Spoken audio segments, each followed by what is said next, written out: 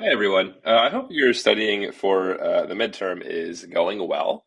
But we're going to keep going on with the current topics listed. So today we're going to be talking about graphing a piecewise function. So last time we talked about evaluating a piecewise function. So now we're going to talk about graphing it. Now we know how to evaluate it. Okay. We're just going to do a couple of quick examples. This is a pretty simple topic, as long as you don't overthink it. Um, so let's look at this first one here. We have f of x is equal to 0 if x is greater than or equal to -2 or less than -1. It's 1 if x is greater than or equal to -1 or strictly less than 0. It's 2 if x is greater than or equal to 0 and strictly less than 1. And it's 3 if x is greater than or equal to 1 and less than or equal to 2. Okay, so let's go ahead and work through this. So we know it looks like it's only defined between -2 and 2. Okay, so that's our first thing we should look at. However, we know that, okay, for this first interval here, for this interval here between -2 and -1, we have the function is defined as 0. So we know that at the point -2, the function is defined, but not anything beneath it. So we're going to put a solid dot here at the point -2, okay? Because it's defined at 0 at that point. And it's defined at 0 all the way until we get to -1. Okay, so we're going to put, but we're not going to, sorry, we're going to put an open dot here because it's not defined at that point. Okay, it's 0 for every value of x that is greater than or equal to -2, but strictly less than -1. Okay, so then we're going to connect that with a line.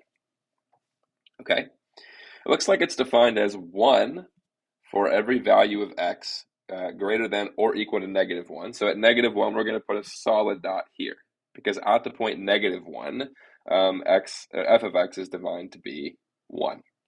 Okay, and then it looks like it goes all the way up to the point 0, but it doesn't include the point 0. So we're going to put a little open dot at x equals 0.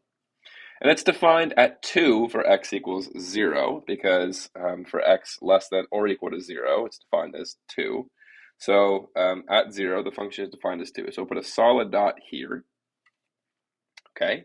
And then from 0 up until 1, but not including 1, it's defined as 2. So we'll put a little open dot here and connect those dots.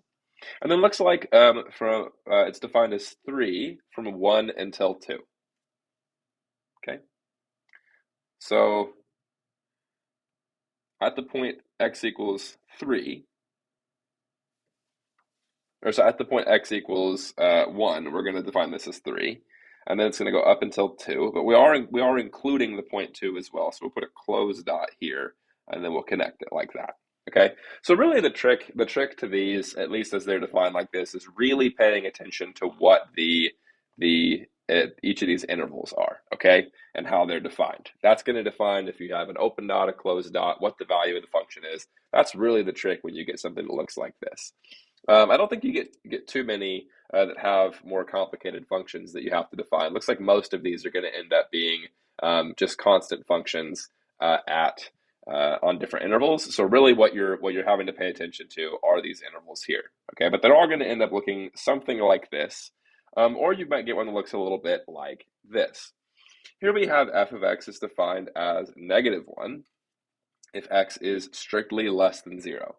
So for everything less than 0, it's defined as -1. So it looks like we can just go ahead and define it as this blue line here up until